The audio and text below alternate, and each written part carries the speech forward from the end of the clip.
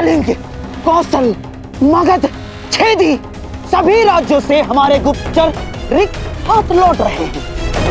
कहीं भी किसी भी राज्य से पांडवों का एक सूत्र हाथ नहीं लग रहा है। क्या पूरे भारतवर्ष में नहीं है वो?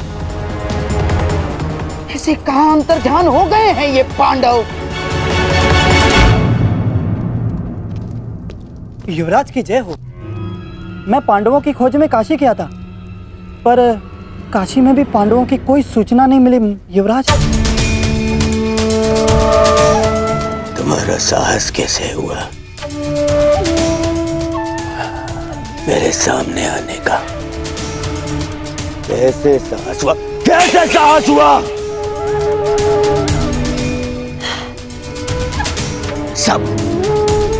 सब मेरी असफलता का संदेश देने क्यों चले आते हैं? क्यों?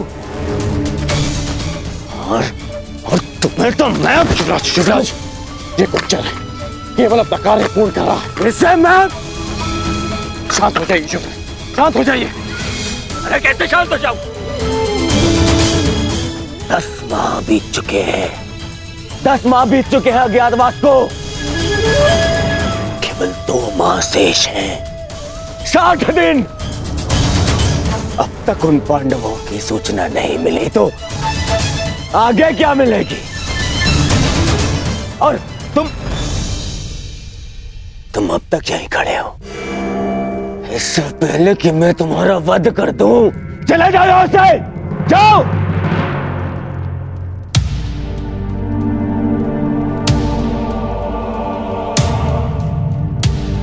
मेरी सफलता मुझसे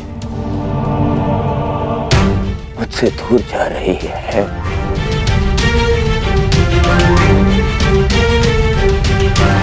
और मेरा मित्र तो मुझसे पहले ही दूर जा चुका है।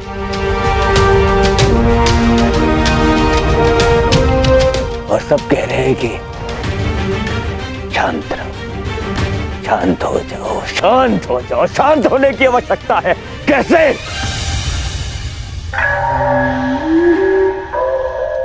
शांत होने की कोई आवश्यकता नहीं है दुर्योधन, क्योंकि मनुष्य का क्रोध ही उसके लक्ष्य प्राप्ति के लिए उसका उत्साह बढ़ाता है। परंतु हाँ, क्रोध ही 2-धारी तलवार है दुर्योधन। नियंत्रण में रहे तो शत्रु का नाश कर सकती है, और यदि अनियंत्रित हो तो स्वयं को घायल कर सकती है। इसलिए तुम्हारी यह क्रोध शक्ति पांडवों को ढूंढने में लगाओ। और कहा मामा जी, कहां ढूंढे उन पांडवों को? हर ग्राम, हर नगर ढूंढ लिया, जहां संभावना थी वो हर राज्य ढूंढ लिया, परंतु वो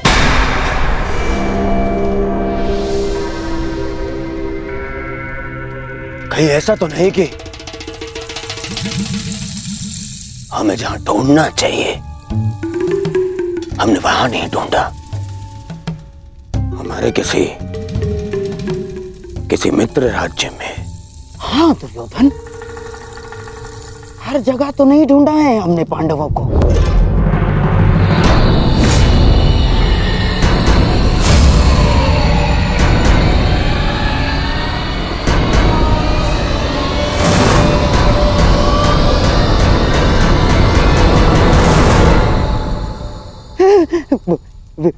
विराट,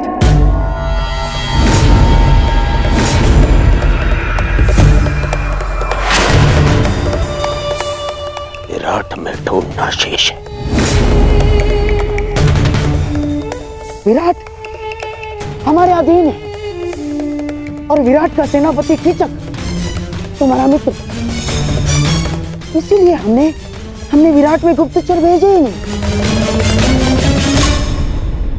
और अवश्य पांडव यही सोचकर विराट नगर में होंगे कि हम उन्हें वहां ढूंढेंगे ही नहीं।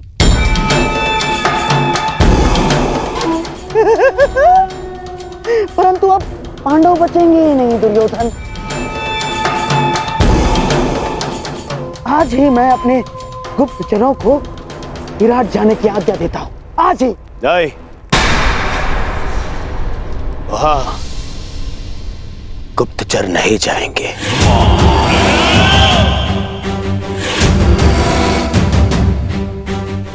वहां हम स्वयं जाएंगे और फिर पितामह को बोलने का अवसर भी नहीं मिलेगा, क्योंकि इस बार उन पांडवों का अज्ञातवास टूटने का साक्षी मैं स्वयं रहूंगा।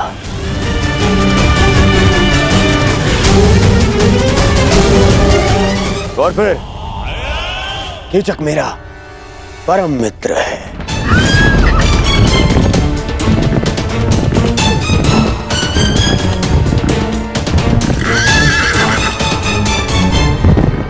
वो अवश्य मेरी सहायता करेगा।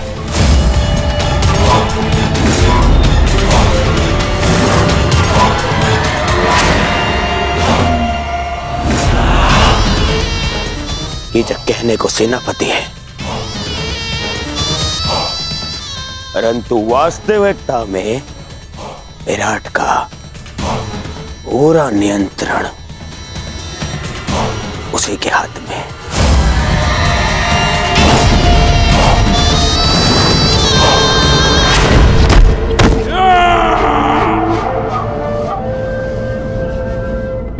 और जब तक वो पांडव नहीं मिल जाते, हम कीचक के साथ विराट में ही रहेंगे।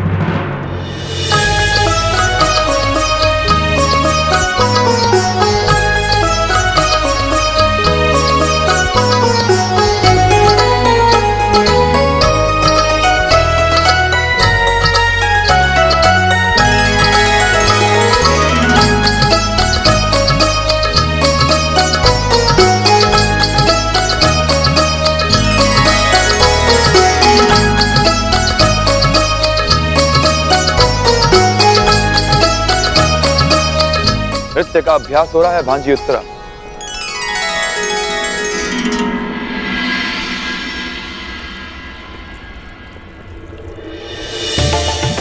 महावश्री, आप मेरे लिए उपहार लाए? अवश्य।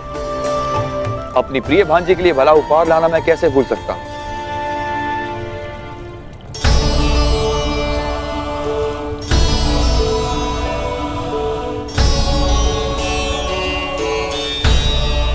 ये क्या महावश्री, फिर से वस्त्र? ये कोई साधारण वस्त्र नहीं है उत्तरा। कलिंग राज्य का सबसे श्रेष्ठ वस्त्राकार के हाथों का बुना मलमल है। जब आपको मेरे मनचाहे वस्त्र लाने ही नहीं होते हैं, तो आप पूछते ही क्यों है कि क्या मंगाना है? आप भूल गए मैंने आपसे घुंघरू मंगवाए थे। मेरी प्रिय भांजी उत्तरा, शीघ्र ही तुम्हें किसी बड़े राज्य की महारानी बनना है। फिर तुम्हारे एक संकेत पे सैकड़ों नर्तकियां अपना कौशल दिखाएंगी। तुम्हें साधारण घुंघरुओं की क्या आवश्यकता है? होने वाली महारानी हो, अपने वस्त्र आभूषण पर ध्यान देना चाहिए। इस नृत्य और वादन में क्या रखा है, इसका कोई लाभ नहीं। क्षमा चाहती हूँ सेनापति महोदय, परंतु संगीत साधना शस्त्र साधना से कम नहीं होती। वस्त्र आभूषण शरीर सजाते हैं, परंतु संगीत मन को संतोष का आभूषण देता है। शस्त्रों से किसी राज्य को तो जीता जा सकता है, परंतु संगीत मन को जीतने का माध्यम है। यदि तुम उत्तरा की शिक्षिका ना होती ब्रनला, तो मेरे समक्ष मुख खोलने का दंड मृत्यु होता। तुम्हें किन्नर हो, तुम्हें क्या भान की राजस्त्रियों का आचरण क्या होना चाहिए और राजपुरुषों का पौरुष क्या मांग रखता है। तुम तो ना पूर्ण पुरुष हो ना पूर्ण स्त्री। जाओ अपनी वीणा संभालो।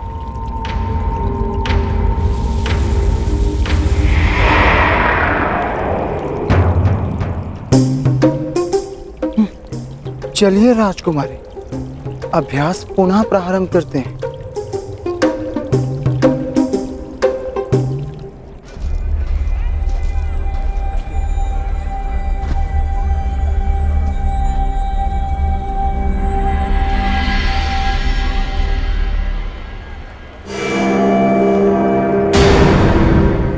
दुर्योधन, कहीं से हमारे यहाँ होने का आह्वान तो नहीं हो गया?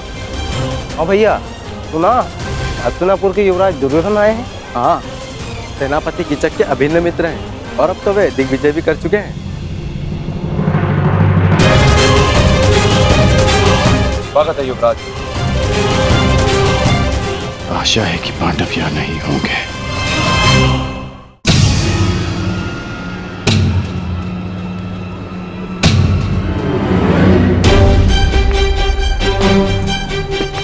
मुझे बाकियों को भी जाकर सावधान करना होगा। कदाचित दुर्योधन को सूचना मिल चुकी है कि हम यहाँ पर हैं। राजमहल की ओर बढ़ रहे हैं, अर्थात भ्राता युधिष्ठिर संकट में है। सर्वप्रथम मुझे उन्हें जाकर सावधान करना होगा।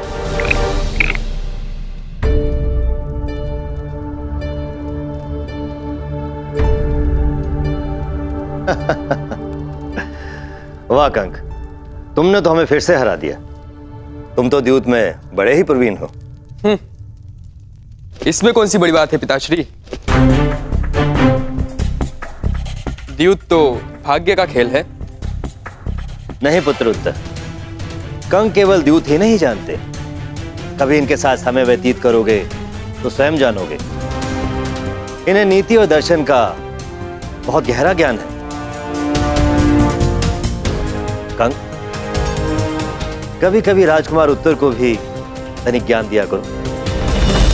मुझे उसकी कोई आवश्यकता नहीं, और वैसे भी राजकुमारों के लिए शस्त्र ज्ञान अधिक होता है, और जो कि मुझे मेरे मामा श्री कीचक भलीभांति सिखा रहे हैं। आप जानते हैं कंक महोदय, मेरे मामा श्री युद्ध में अपराजय है।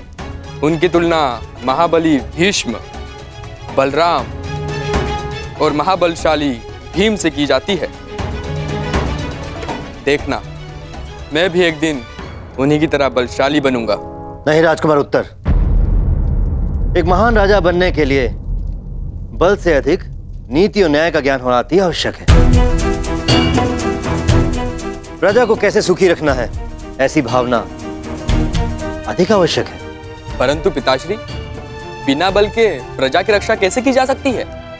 प्रणिपात महाराज, कुमार के धनुर्अभ्यास का समय हो गया है।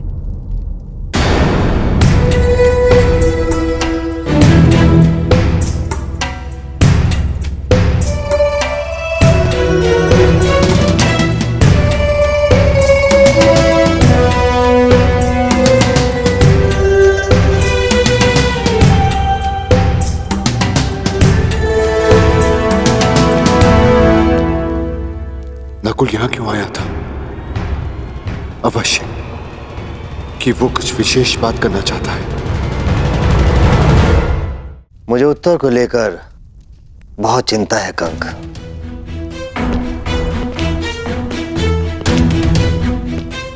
क्यों महाराज? वो तो बड़ा ही बुद्धिमान बालक है। हाँ, परंतु वो कीचक की परछाई में पल रहा है। तुमसे क्या छिपा है कंक? मैं केवल नाम का ही राजा हूं। सत्य तो यह है कि कीचक का प्रभाव मुझसे कहीं अधिक है। मेरी प्रजा, मेरी सेना और स्वयं मैं भी उससे बहुत भयभीत हैं। चिंता रहती है कि कहीं राजकुमार उत्तर भी कीचक के साथ रहते रहते उसकी तरह क्रूर ना बन जाए, या यूं कहूं कि कीचक उसे राजा बनने ही ना दे। तो अपने पिता होने का कर्तव्य निभाइए महाराज। उत्तर को कीचक से दूर रखें, उसे अच्छी संगति दे महाराज। वही तो करने में असमर्थ हूं कंक। मेरा किसी पर कोई नियंत्रण नहीं। मैं केवल राजमुकुट पहनता हूं। वास्तव में राजा की शक्तियों का उपयोग तो कीचक ही करता है। नियंत्रण खोकर सब कुछ हार जाने की पीड़ा क्या होती है, असहाय होने की पीड़ा का अनुभव क्या होता है, वो तुम नहीं समझोगे कंक।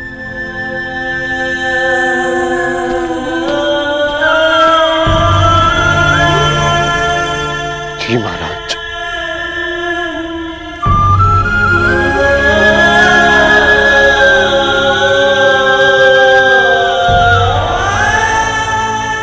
क्योंकि मैं आपकी पीड़ा समझ सकता हूं।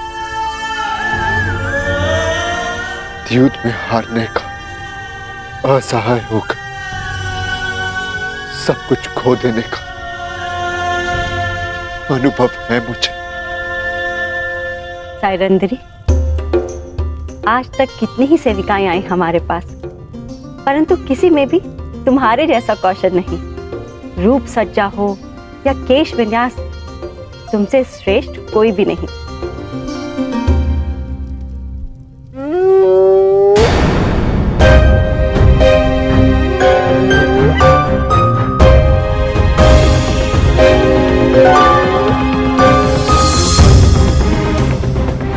श्रृंगार पूर्ण हुआ महारानी, आज्ञा दीजिए, बहुत काम शेष है। अरे अभी कहाँ? हमें हमारे अन्य आभूषण कौन पहनाएगा? जी। उपहास कर रहे हैं हम। तुम जाओ, आभूषण हम स्वयं पहन लेंगे। अच्छा रुको,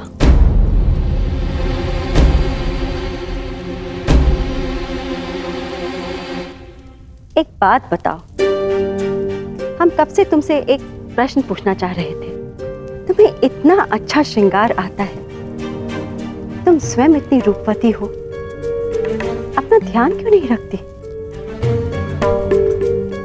ये देखो कितने सुंदर केश है तुम्हारे, इसे खुला क्यों रखा है?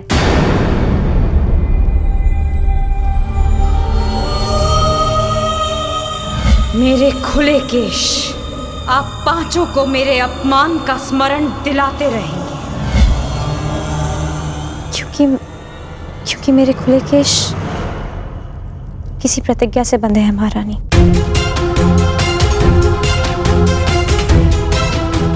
ऐसी कौन सी भीष्म प्रतिज्ञा है कि इतने सुंदर केश बांधे भी ना जा सके? महारानी की जय हो। सेनापति कीचक पधार रहे हैं। कीचक हमारा भाई? वाह, एक और विजय कर आया। हमें शीघ्र ही तैयार होना पड़ेगा। एकांत, मैं तुमसे श्रेष्ठ हूँ? नहीं, मैं हूँ। तुम्हें वीणा बजाने और नृत्य के अतिरिक्त आता ही क्या है? राजकुल के सदस्यों को युद्ध ज्ञान होना अधिक आवश्यक है। हाँ, बड़ा आया योद्धा, तुम्हें ठीक से तलवार पकड़नी तो आती नहीं है।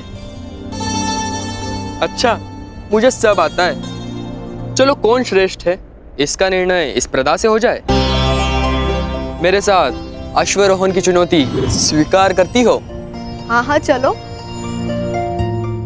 तुम्हें दिखा भी दूंगी कि मुझे वीणा बजाने के अतिरिक्त बहुत कुछ आता है। सावधान रहिएगा राजकुमारी। हाँ,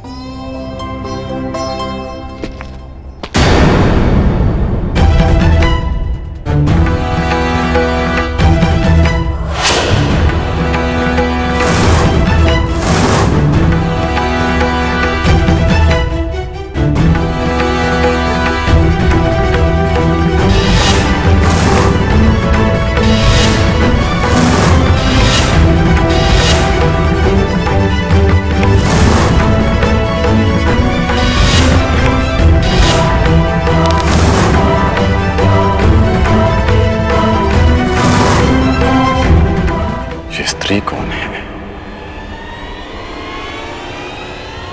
इसके हाव भाव क्यों मुझे किसी का स्मरण करा रहे हैं,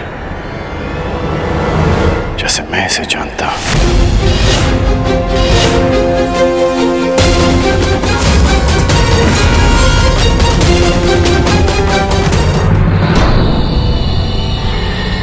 ये स्त्री कौन है? इसके हाव भाव क्यों मुझे किसी का स्मरण करा रहे हैं, जैसे मैं इसे जानता हूं।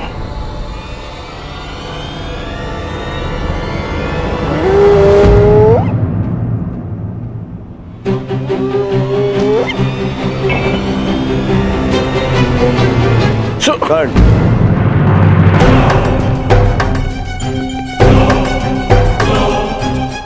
कर्ण, कीचक का संदेश है, हमें महाराज विराट से मंत्रणा करनी है। आओ। क्या हुआ? संकट का संदेश क्यों भेजा? संकट नहीं भ्राताश्री, महासंकट। किस महासंकट की बात कर रहे हो अनुज? दुर्योधन गंधार राज और कर्ण के साथ विराटनगर पहुंच चुका है और सुना है कि सेनापति कीचक भी उनका मित्र है।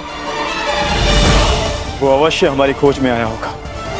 हम ऐसा नहीं होने दे सकते। 13 वर्ष पूर्व होने में 2 महाशेष है। किसी भी परिस्थिति में हमें हमारी पहचान छिपानी होगी। इसलिए मैंने आप सबको संकट का संदेश भेजा था। पांचाली कहाँ है? उसे संकेत भेजा? मैंने महारानी के कक्ष के बाहर जाकर पुकार लगाई थी। अवश्य पांचाली ने सुनी होगी। तो फिर पांचाली यहाँ आई क्यों नहीं?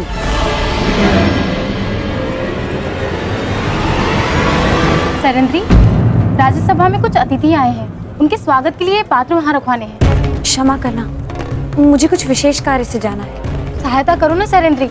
अचानक से वो लोग आ गए और दास कम पड़ गए हैं। बड़ा ही आभार होगा।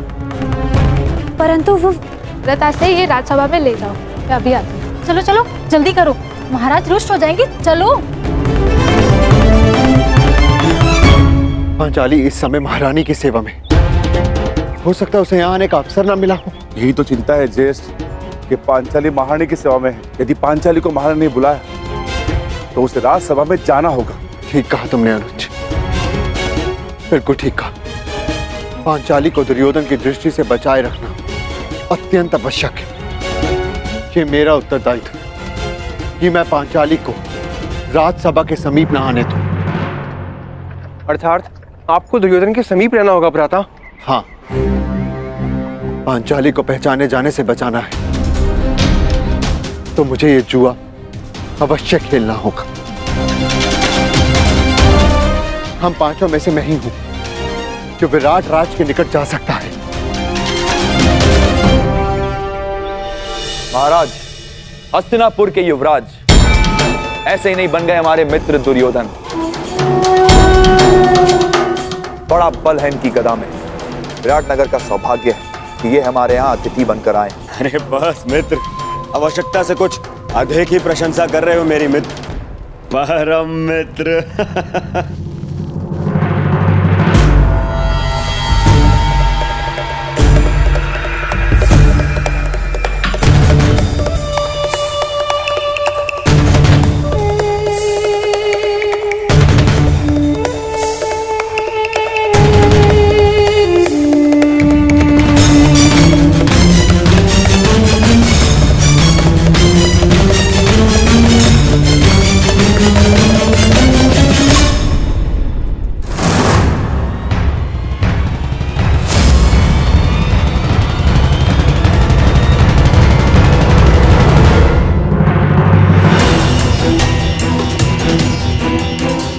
कहाँ जा रहे हो भीम? राज्यसभा में आपके साथ ज्येष्ठ। नहीं भीम, तुम सदा अति चिंतित और अति उत्साही हो जाते हो और ये दोनों ही अवस्था हमारे लिए घातक है। यदि पांचाली राज्यसभा में तो उसकी सुरक्षा का उत्तरदायित्व मेरा है भीम। तुम बस सतर्क रहो। जाओ, जाकर रसोई घर में मेरे लौटने की प्रतीक्षा कर। मैं वहां पर पहुंचता हूं। बस सावधान रहना, सावधान। ज्येष्ठ, सदा प्रतीक्षा ही तो करता रहा हूं मैं। हस्तिनापुर की राज्यसभा में आपके विजय की प्रतीक्षा करता रहा। परिणाम क्या निकला आप स्वयं जानते हैं। मैं अपनी भूल स्वीकारता हूं भीम, परंतु कभी कभी आक्रामक होने के स्थान पर पीछे हट जाना ही श्रेयस्कर होता है भीम। हस्तिनापुर की राज्यसभा में जो कुछ हुआ उसके प्रतिकार के लिए लगभग 13 वर्ष हमने कष्ट सहे हैं भीम, और पांचाली ने भी। यदि तुम इस समय दुर्योधन के समक्ष प्रस्तुत हुए तो हमारी 13 वर्षों की तपस्या भंग हो जाएगी भीम। हमने प्रतिज्ञा ली, हमें हमारी प्रतिज्ञा पूर्ण करनी है। तुम चिंता मत करो, मैं सब कुछ संभाल लूंगा भीम। मुझे आप पर विश्वास है ज्येष्ठ। मैं अवश्य प्रतीक्षा करूंगा, परंतु इस बार मैं शांत नहीं रहूंगा। यदि दुर्योधन ने कोई भी कुचक्कर रचा तो शपथ है अपनी प्रतिज्ञा की, भीम प्रस्तुत होगा, चाहे फिर से 12 वर्ष का वनवास क्यों न भुगतना पड़े।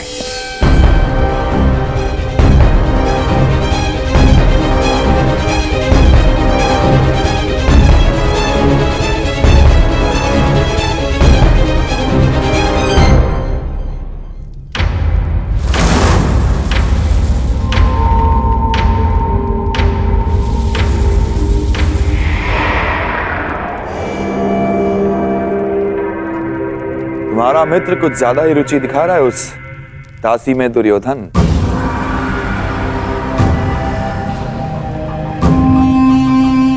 यदि ऐसा है तो युवराज के लिए इससे अधिक प्रसन्नता की बात क्या हो सकती है सेनापति कीचक।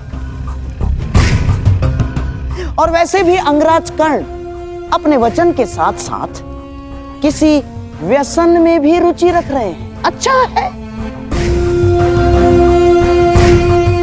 आपका अतिथि है, आनंद करने दीजिए। परंतु विराटनगर में आनंद पर अतिथि से पूर्व आतिथ्य का अधिकार होता है। हाँ, कीचक का अधिकार होता है।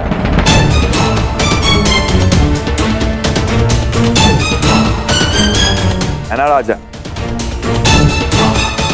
दासी, तुम पहले हमारे समक्ष आओ।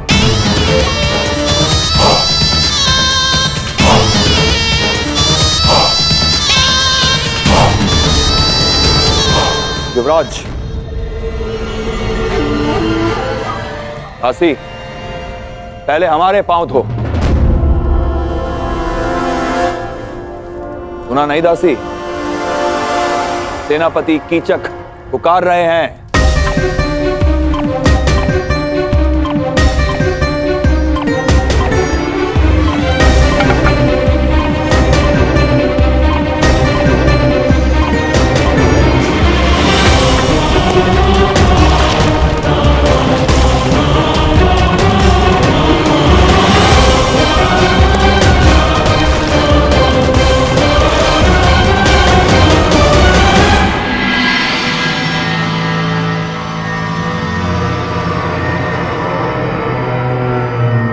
अद्भुत। मेरे राज्य में इतना सुंदर भोग्य है और मुझे ज्ञात ही नहीं।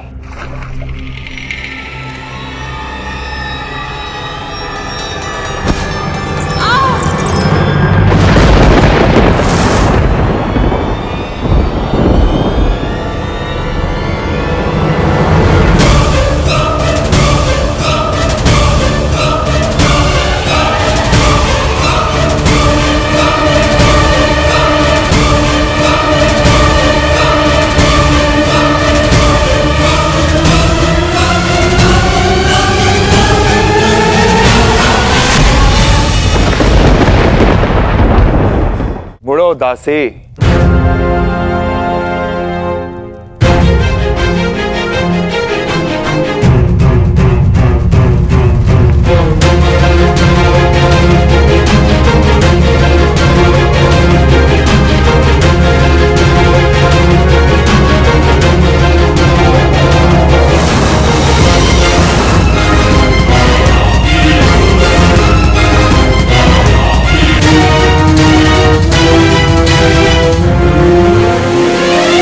नहीं देवी,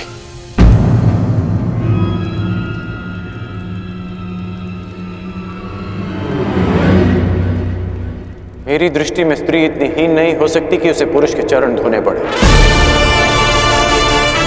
चाहे वो एक दासी ही क्यों ना हो। क्षमा कीजिएगा देवी, परंतु मैं अपने चरण स्वयं धो सकता हूं।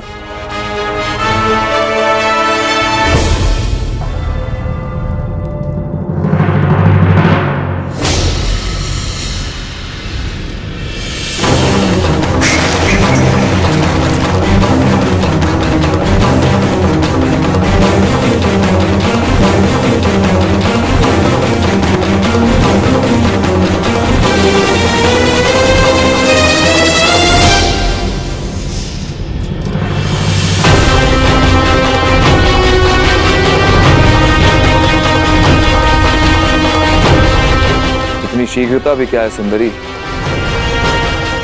अपना नाम तो बताती जा।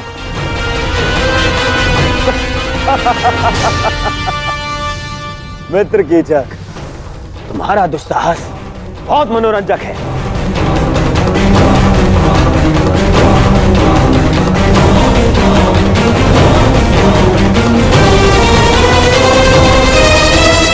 सूर्य अपना तेज सारे संसार में बांटता है, चंद्रमा अपनी शीतलता सबको देता है। फिर तुम क्यों अपना मुख मुझसे छुपा रही हो सुंदरी? एक बार और इसे देखकर आनंदित होने दो। भयभीत हो? हाँ, वो तो यहां सभी हैं मुझसे। कोई बात नहीं, मैं तुम्हारा भय अभी दूर किए देता हूं।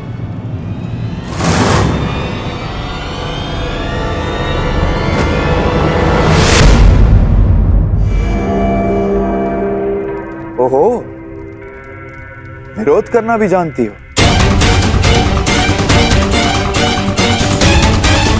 अच्छा है, विरोध करना सुंदरियों का एक गुण है, मुझे अच्छा लगा।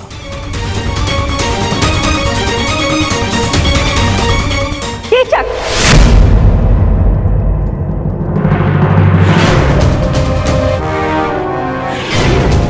सैरंदरी हमारी सेवा में है और सुरक्षा में भी। उसकी सुरक्षा का वचन दिया है हमने।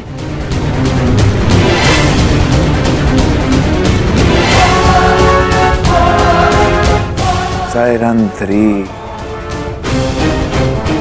अच्छा नाम है। जाओ सैरंदरी।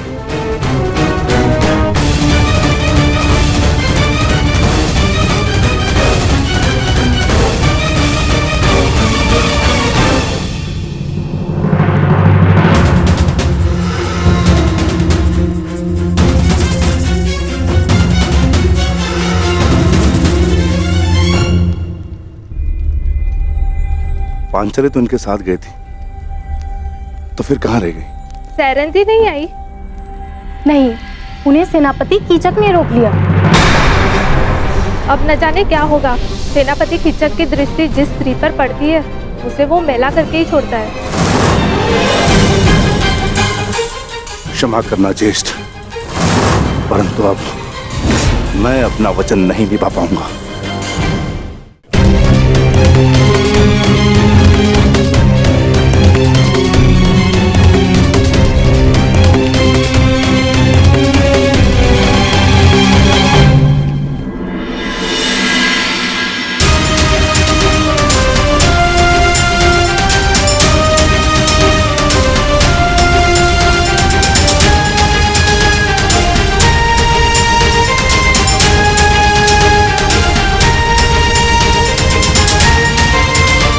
पांचाली सुरक्षित है।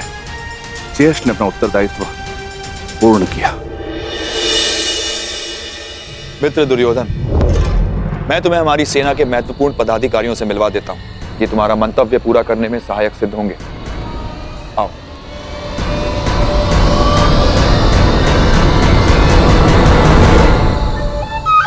अंगराज, आप कृपया बाहर प्रतीक्षा कीजिए। मैं युवराज की सुरक्षा में आया हूँ।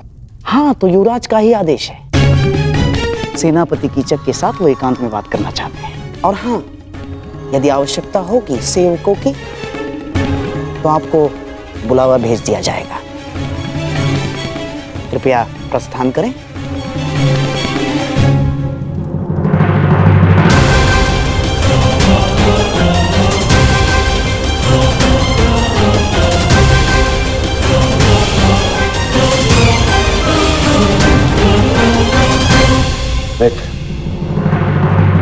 हमने उन पांडवों को हर स्थान, हर दिशा में ढूंढा है। केवल विराटनगर शेष है। यदि तुम्हारी सहायता ना मिली तो 2 माह पश्चात ही हस्तिनापुर पर महायुद्ध का संकट मंडराएगा। और वो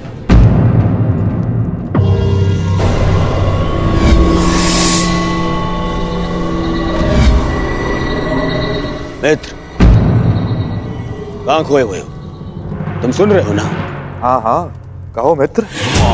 तो सुनो, केवल ये विराटनगर है जहां हमने हमारे गुप्तचरों को नहीं भेजा है।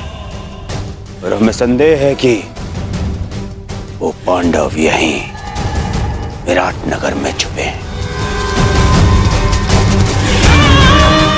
अब मैं तुम्हारी सहायता से उन पांडवों को ढूंढ निकालूंगा।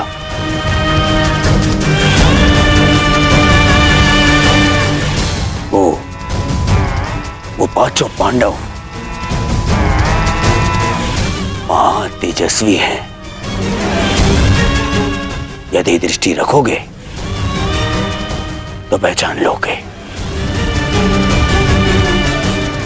और वो द्रौपदी का रूप तो किसी घूंघट में भी नहीं छुप सकता।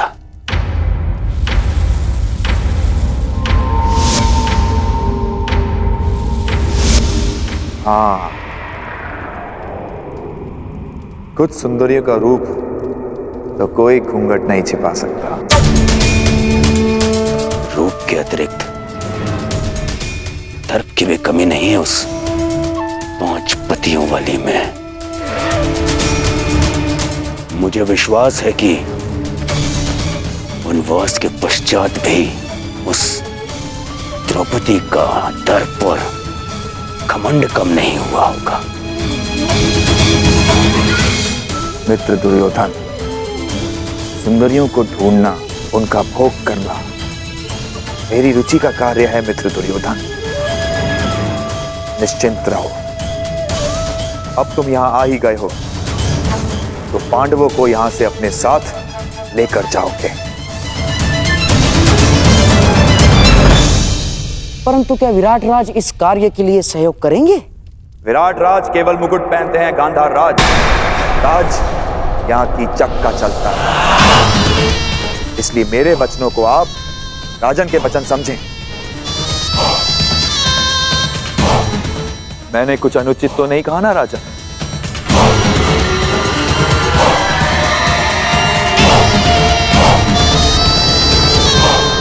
अब उस सुंदरी को ढूंढने का कार्य मैं पूर्ण करूंगा।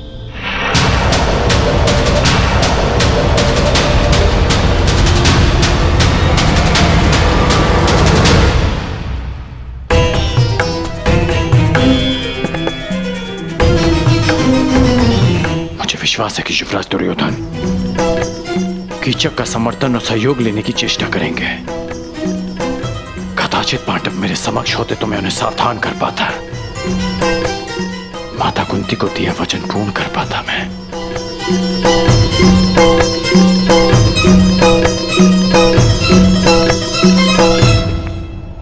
समझ में नहीं आता कि दुर्योधन यहां आया क्यों है।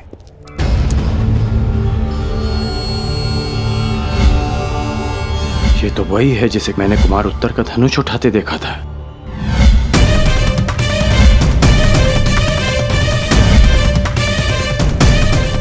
ये इस बात ही छिपकर किससे और क्यों बात कर रही है?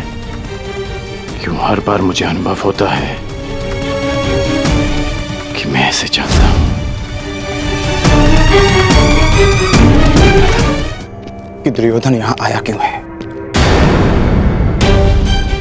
ये तो वही है जिसे कल मैंने कुमार उत्तर का धनुष उठाते देखा था।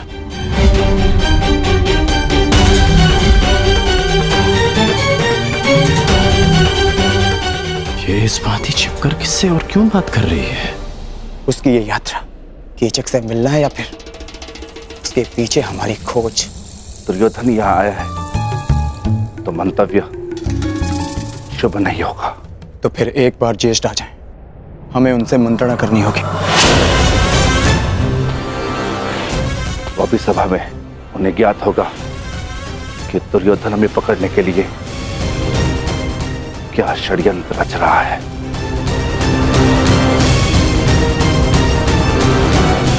सुना है पांचाली पर कीचक की दृष्टि पड़ी है, हमें उसे भी सुरक्षित रखना होगा। समस्या बड़ी हो तो सावधान अधिक रहना चाहिए भ्राता भीम। सावधान रहना और अपने क्रोध पर नियंत्रण रखना।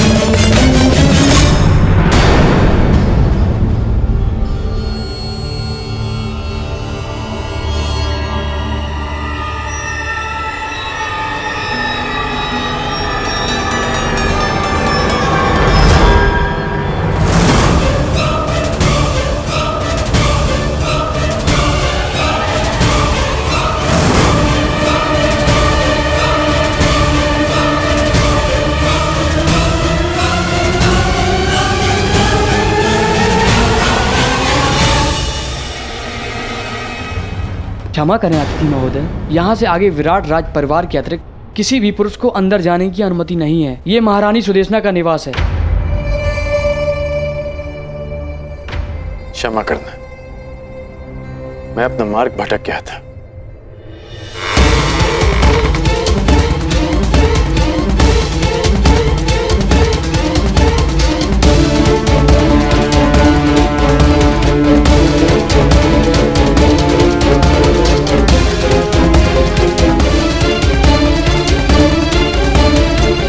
कहाँ हो बहना?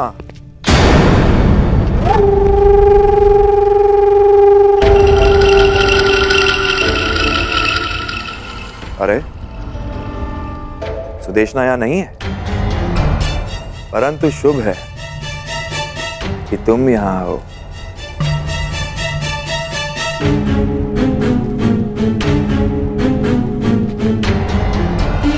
क्षमा कीजिए। ठहरो।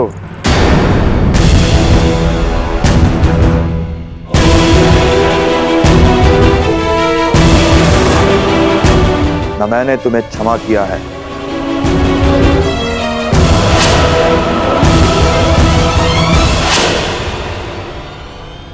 और ना ही यहां से जाने की अनुमति दी है।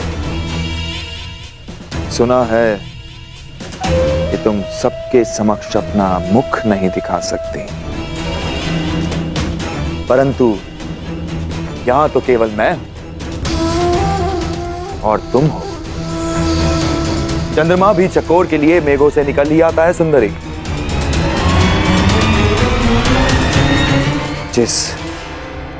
जिस मुख का प्रतिबिंब देखकर मेरा मन विचलित हो चुका है, उसकी वास्तविक छवि तो दिखाओ।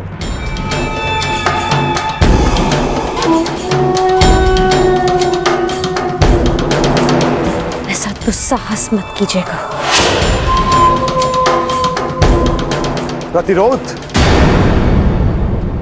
कीचक का प्रतिरोध? अच्छा है,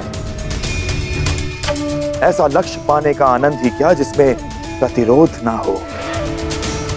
जहां विरोध हो वहां विजय प्राप्त करने में कीचक को सदा प्रसन्नता होती है। अब अपना मुखड़ा दिखाओगी सुंदरी, या अपने हाथों को कष्ट देना होगा?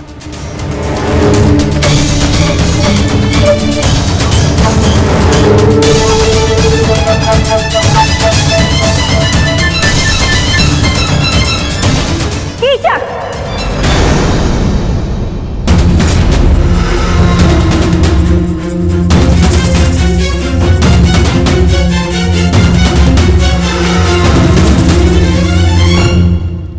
हम तुम्हें पहले भी कह चुके हैं कि सायरंदरी हमारी सेवा में है।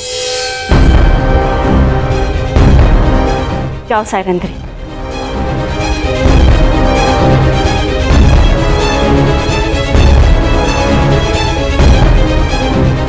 अरे क्या बहना, मैं तनिक परिहास ही तो कर रहा था।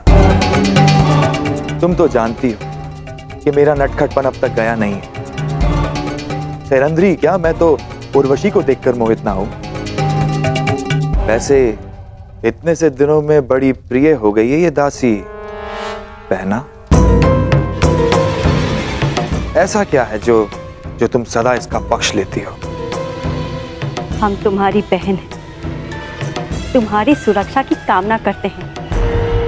कुछ उपहास जीवन का अंत बन जाता है कीचक, अंत। सायरंदरी गंधर्व पत्नी है, 5 गंधर्वों की सुरक्षा में है। ध्यान रखना।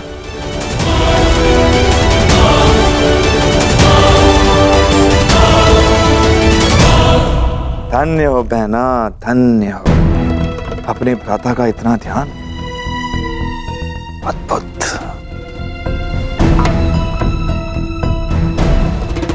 ये सायरंदरी कौन है ये तो मैं भली भांति जान गया हूं, और इसके 5 गंधर्व पति कौन है वो भी जानता हूं। बस शेष है तो केवल उन 5 पांडवों को पहचान।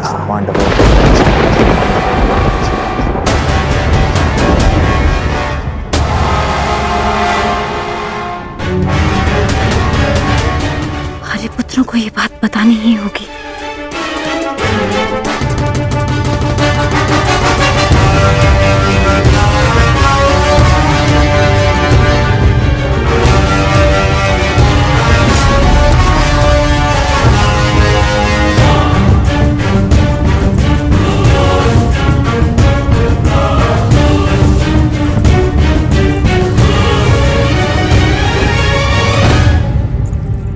आर्य अर्जुन, नकुल, सहदेव, आर्य भीम और स्वयं आर्य युधिष्ठिर भी कहीं दिखाई नहीं दे रहे। पता नहीं कहाँ गए सबके सब। शैलेंद्री, तुम्हें राजसभा में उपस्थित होने का आदेश मिला है। मदिरा लेकर अतिथियों के स्वागत के लिए तुरंत आओ। परंतु मैं तो महारानी की सेवा में हूँ, मेरा राज्यसभा में क्या कार्य? वो मुझे ज्ञात नहीं, ये राज आदेश है, पालन करो।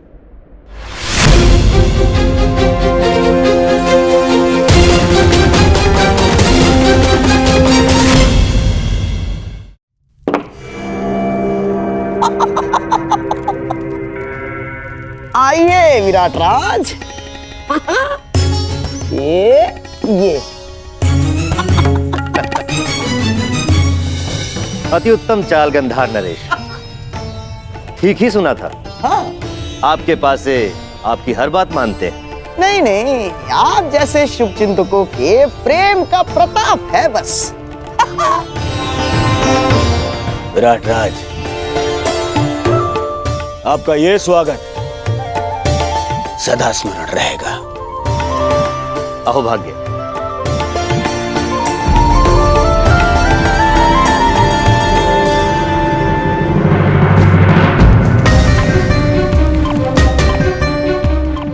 ये सब क्या है अनुज? मैंने कहा था ना कि राज्यसभा में कोई नहीं आएगा। जब उस सभा में हम एक साथ थे भ्राताश्री, जहाँ दुर्भाग्य हमने जानते पूछते स्वयं चुना था, तो इस सभा में भी हम एक साथ ही रहेंगे। जहाँ दुर्भाग्य फिर से हमारी खोज में आया है, हम आपको और पांचाली को यहाँ ही शत्रु के मध्य अकेला छोड़कर नहीं जा सकते। समझने की कोशिश करो अनुज। यदि दुर्योधन ने हम में से किसी को भी पहचान लिया तो अनिष्ट हो जाएगा। भ्राताश्री, जब आप दूसरे अनुजों को नहीं पहचान पाए तो मद में चोर दुर्योधन कैसे पहचान पाएगा?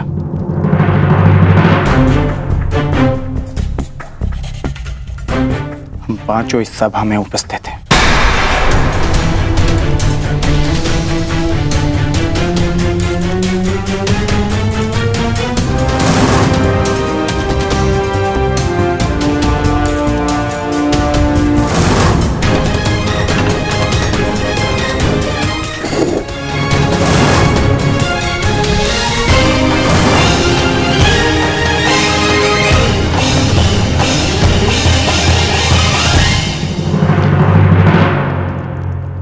लेकिन फिर भी अनुज,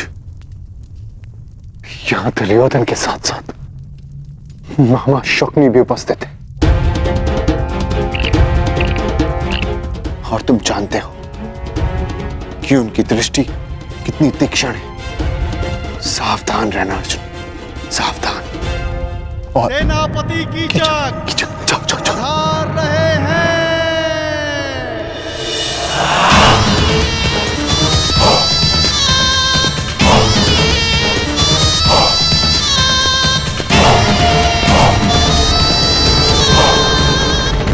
सत्कार में कोई त्रुटि तो नहीं रह गई मित्र दुर्योधन?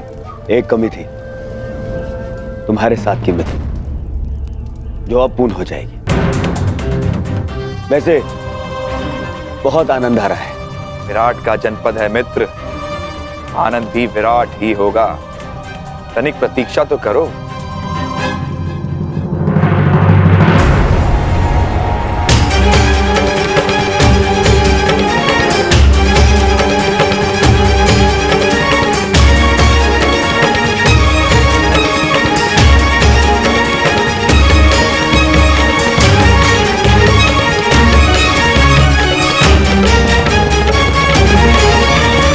नासी सैरंद्रे, हस्तिनापुर युवराज के लिए मदिरा प्रस्तुत करो।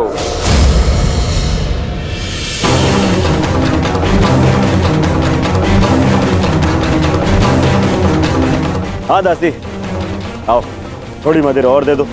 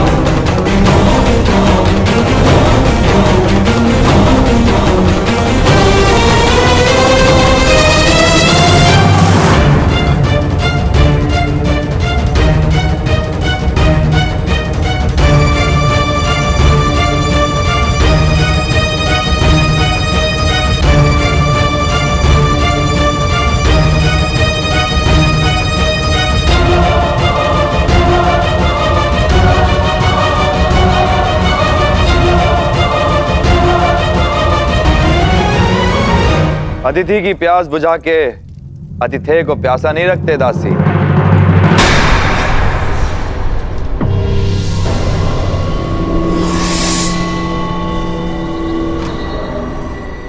लाओ, हमें भी मदिरा पिलाओ।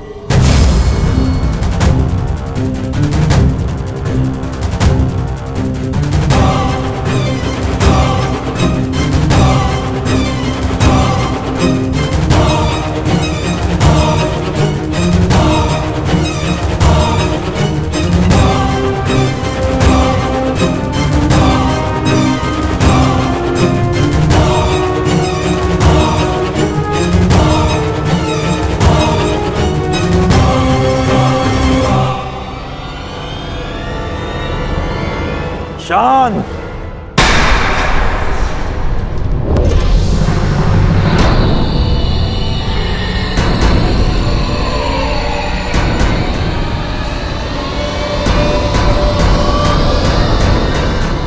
बंद करो ये नृत्य।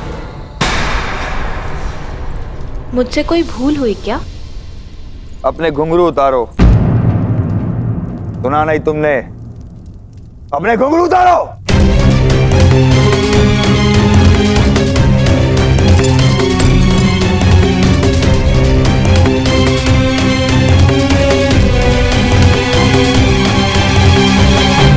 अब इसे दासी सैरंद्री को दो।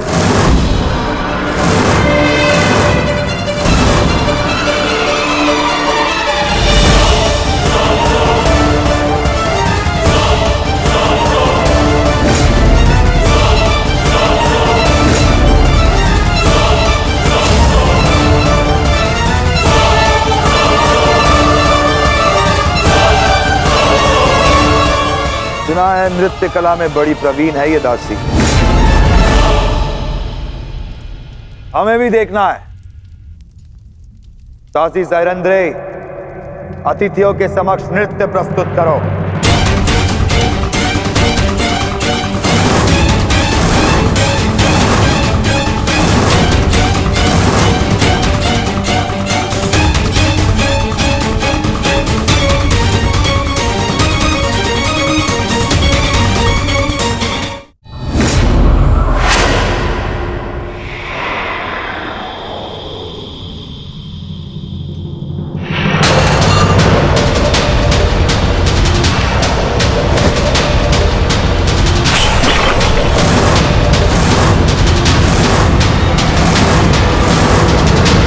आदेश के विरुद्ध स्वयं विराट राज नहीं जा सकते, उस महाबली कीचक की आदेश की अवहेलना की तूने।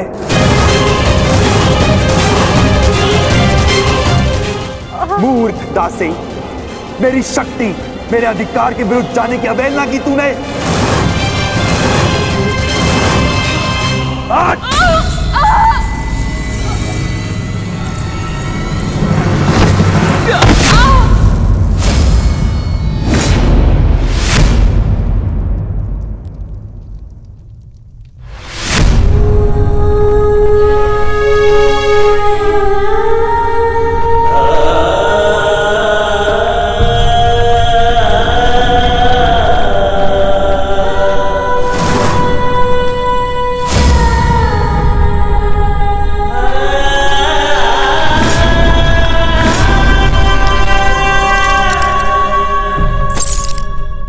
घुंघरू पहन और नृत्य कर, नहीं तो तेरे प्राण यहां नृत्य करेंगे।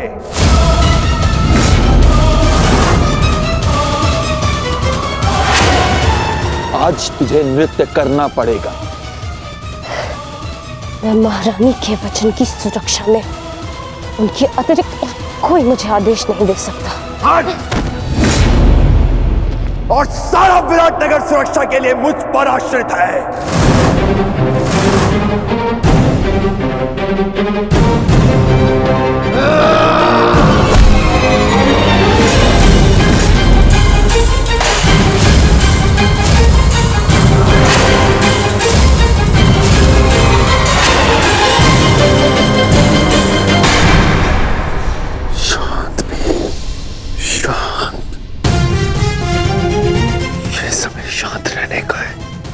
यहाँ पर दुर्योधन भी उपस्थित है। नहीं ज्येष्ठ, यदि इसने पांचाली का और अपमान किया तो मैं इसका शीश धड़ से अलग कर दूंगा। दयानुज, शांत। कोई नहीं आएगा तेरी सहायता के लिए यहाँ पे। घुंघरू पहन और नृत्य कर। बस सेनापति।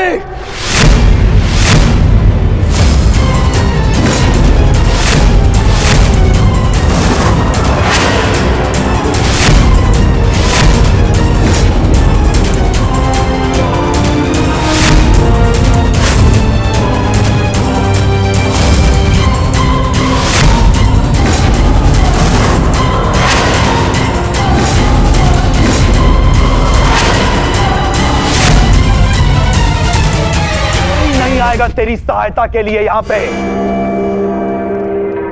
घुंघरू पहन और नृत्य कर। बस सेनापति।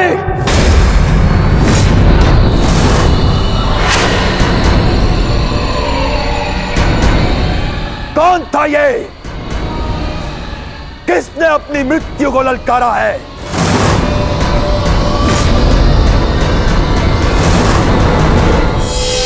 यदि कोई अपनी मृत्यु को पुकार रहा है तो वो तुम हो सेनापति कीचक।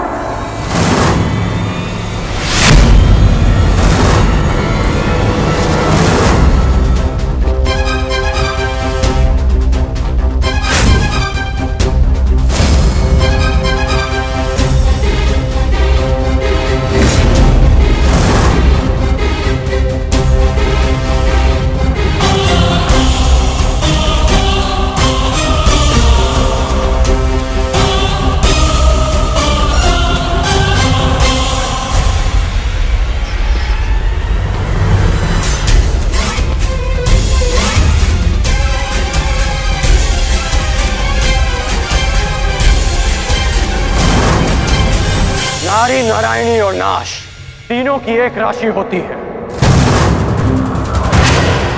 यदि नारी को नारायणी के पद से गिराया गया तो नारी नाश भी कर सकती है।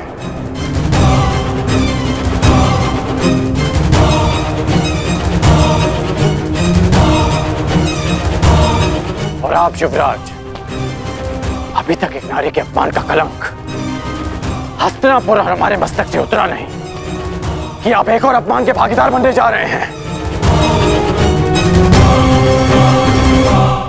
आपको पांचाली से प्रतिशोध लेना था ना, वो आप ले चुके हैं।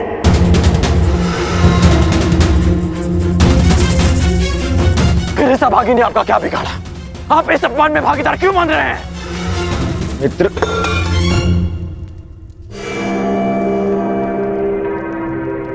शांत हो जाओ, शांत। मैं यहां केवल अतिथि हूं। ये मेरा राज्य नहीं है, विराट राज्य है।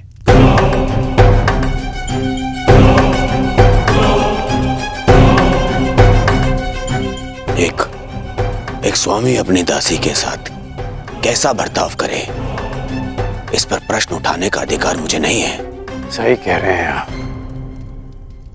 कि आपका अधिकार नहीं है। हाँ, परंतु ये आपका कर्तव्य है युवराज। एक नारी का अपमान रोकना हर पुरुष का कर्तव्य होता है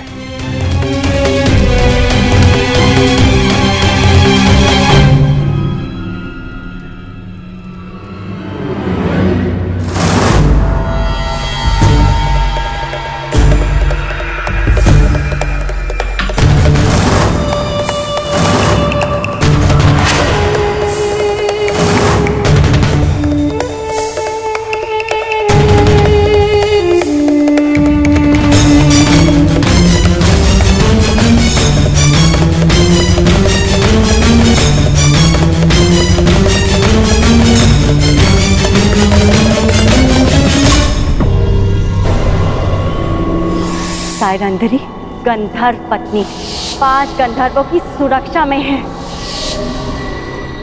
मेरा संदेह ठीक था। केवल द्रौपदी नहीं, 5 पांडव विराट में उपस्थित हैं। मित्र दुर्योधन को इन 5 की ही खोज है।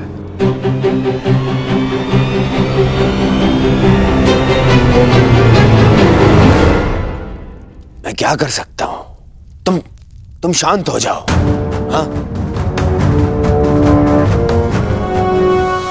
मित्र होने के नाते इन्हें दुर्योधन को सौंप देना मेरा कर्तव्य है, परंतु विराट ने पांडवों को आश्रय दिया है और यहाँ का सेनापति होने के नाते इसका कर वसूलना मेरा अधिकार है।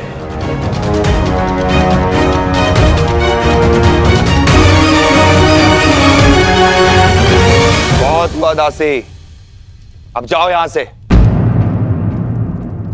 तुम्हारी इस अवहेलना के कारण हमारे मित्र दुर्योधन का अपने मित्र से कलह हो गया है। आनंद के क्षणों को मैं व्यर्थ नहीं जाने देना चाहता। अब जाओ यहां से। सुना नहीं?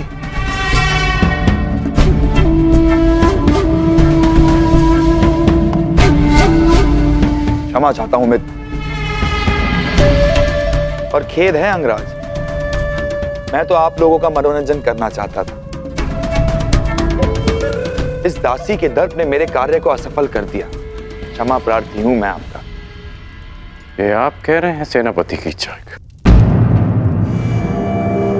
हाँ, आपने ही तो कहा था अंगराज कि जो नारी का अपमान करता है वो अपनी मृत्यु को ललकारता है। और मुझे अपने प्राण बहुत प्रिय है। अगर कोई और भूल हुई हो तो सेवक को क्षमा कीजिएगा अंगराज। अरे नहीं नहीं, चलो, कीचक ने क्षमा मांग ली है ना। आओ। हाँ? यही तो आश्चर्य है कि कीचक के व्यवहार में अचानक परिवर्तन क्यों आया। कर्ण,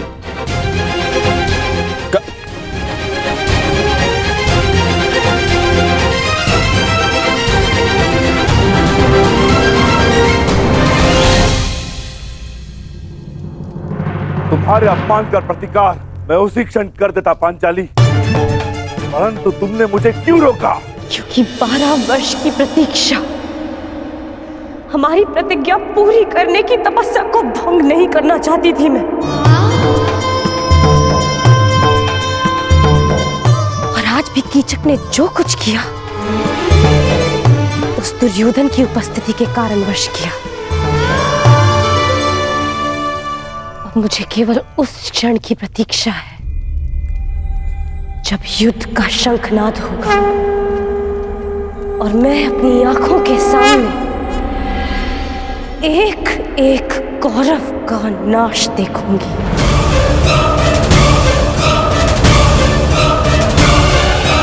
उस क्षण के संतोष के लिए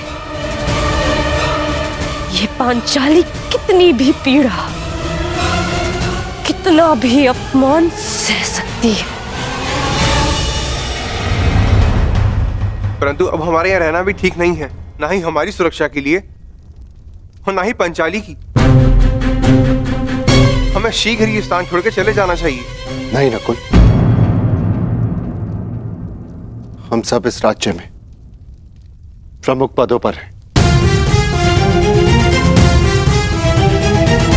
मैं महाराज का विश्वास पात्र सभासद हूं। अनुज भीम मुख्य रसोइया है। अर्जुन राजकुमारी उत्तरा का शिक्षक है। पांचाली महारानी की विशेष सहयोगी है। और तुम अश्वशाला संभालते हो और सहदेव गौशाला। इसीलिए हम सबका यहां से एक साथ निकल निश्चित ही लोगों का ध्यान आकर्षित करेगा। परंतु मुझे नहीं लगता ज्येष्ठ कि शेष 2 माह सरलता से कट पाएंगे। मेरी मानिए तो मध्यरात्रि में हम विराट राज्य को छोड़ देंगे। पता जब तक किसी को हमारी अनुपस्थिति का बोध होगा, हम सबके पहुंच से दूर होंगे। भ्राता भीम का मत उचित है ज्येष्ठ भ्राताश्री। दुर्योधन शीघ्र यहाँ से जाते नहीं दिखता, और जब तक वो यहाँ रहेगा संकट हमारे सिरों पर मंडराता रहेगा। मैं भ्राता अर्जुन के साथ सहमत हूं। ठीक है, यदि तुम सबका यही मत है तो हम सब लोग आज रात्रि गुप्त रूप से प्रस्थान करेंगे।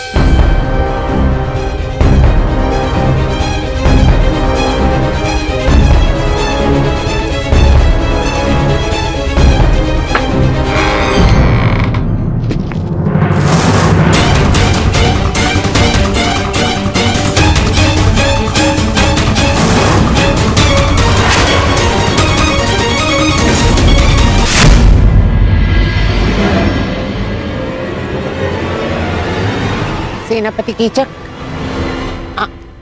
आप यहाँ पर?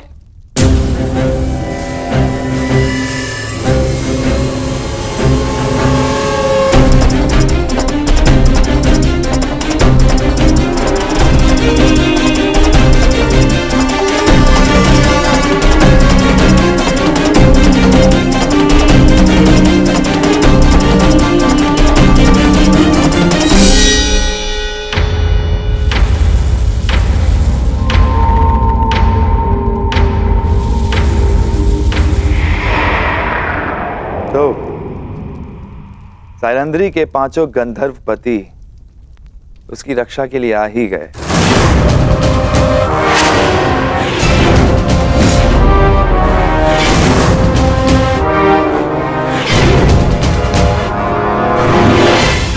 प्रणाम ज्येष्ठ गंधर्व। आपकी योजना अच्छी थी, परंतु विराट में कीचक से कुछ भी गुप्त नहीं रहता।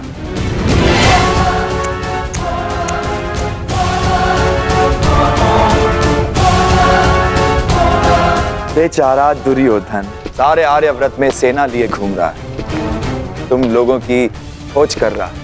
उसका आखेट ठीक उसकी नाक के नीचे बैठा। अद्भुत। प्रतिशोध की चाह मनुष्य को क्या से क्या बना देती है। दुर्योधन ने स्वप्न में भी नहीं सोचा होगा कि महान धर्मराज युधिष्ठिर कंक बनकर विराट का मनोरंजन कर रहे होंगे। अद्भुत।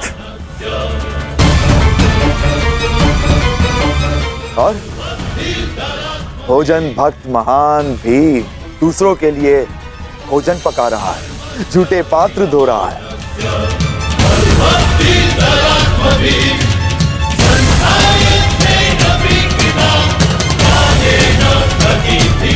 और तुम अर्जुन पशुपतास्त्र धारण करने वाला किन्नर का जीवन जी रहा है।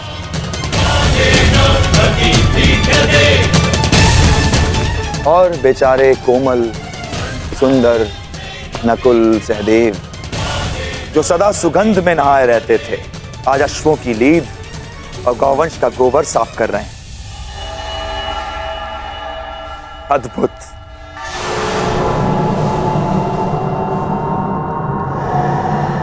और तुम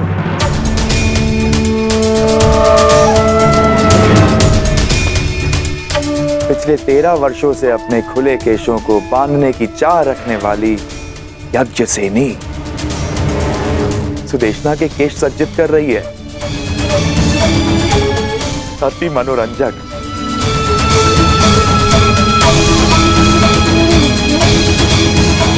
तुम पांचों भाई धूल झोंकने में सफल हुए, स्वीकार है, परंतु द्रौपदी अपना रूप नहीं छिपा सकी।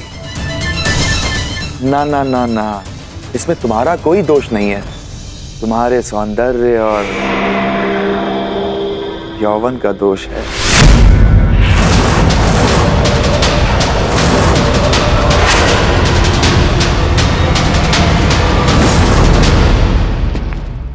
तुम्हें हो क्या जाता है कर?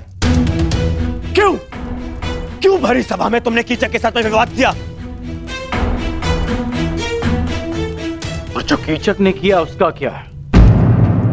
आपने उस अपमान का विरोध तो नहीं किया युवराज?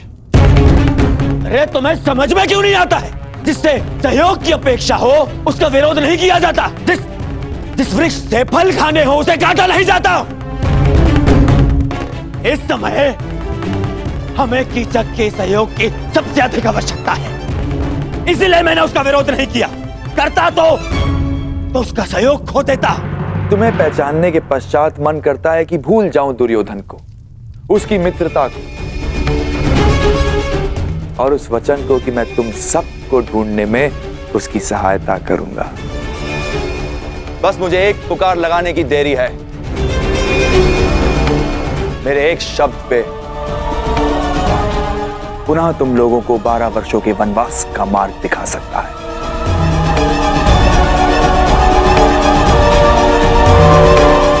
और यदि ऐसा हुआ तो कैसा लगेगा यज्ञसेनी?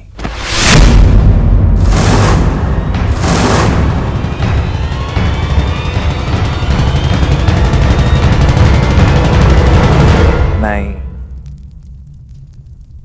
मैं ऐसा पाप होने नहीं दे सकता। मैं तुम्हारी केश राशि को सज्जित देखना चाहता हूं, तुम्हारे रूप को आभूषणों सहित देखना चाहता हूं, और इसके लिए मुझे अपने मित्र से द्रोह भी स्वीकार है।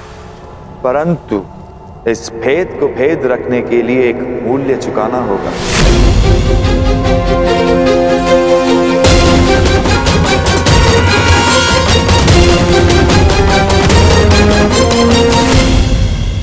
तुम पांचों मेरे लिए कोई महत्व नहीं रखते, वन में रहो या महल में,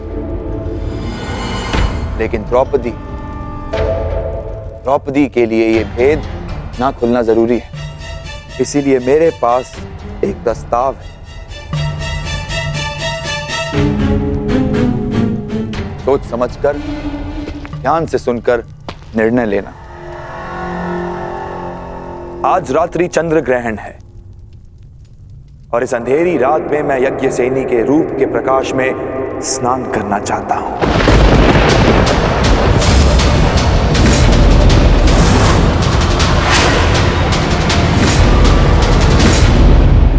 यदि उस स्त्री का मान भंग हो जाता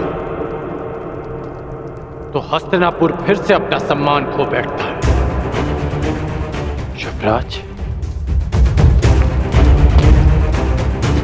क्या पांडवों को ढूंढने के लिए आप फिर से हस्तिनापुर का सम्मान दांव पर लगा देंगे?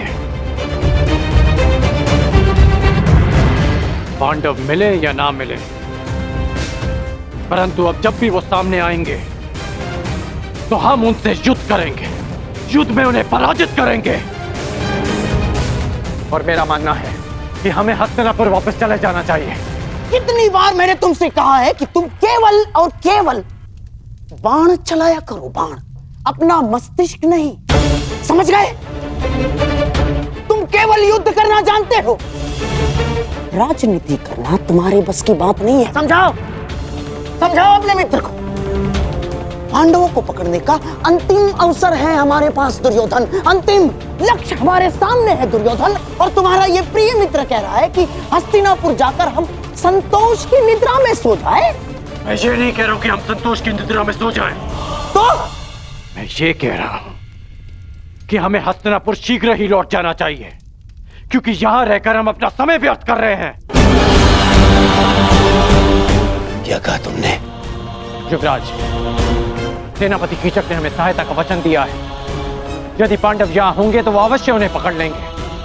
हमें हस्तिनापुर वापस चले जाना चाहिए, क्योंकि पांडव यहां नहीं मिले तो हमें संभावित युद्ध के लिए तैयार रहना चाहिए। और आप दोनों भूल रहे हैं कि पांडवों का अज्ञातवास पूर्ण होने में केवल 2 माह शेष हैं। 2 माह शेष है, 2 माह शेष है। क्या हो जाएगा 2 माह शेष है तो? फिर से युद्ध है? युद्ध युद्ध युद्ध कर्ण, केवल युद्ध। तुमने कभी शांति नामक शब्द सीखा भी है या नहीं कर्ण? हाँ, कहीं ऐसा तो नहीं कि तुम जिसे संभावित कह रहे हो उस युद्ध को तुम निश्चित करना चाहते हो ना? अर्थात तुम्हें ऐसा क्यों लगता है कि युद्ध ही होगा? कहीं ऐसा तो नहीं कि तुम चाहते हो कि पांडवों का अज्ञातवास पूर्ण हो जाए?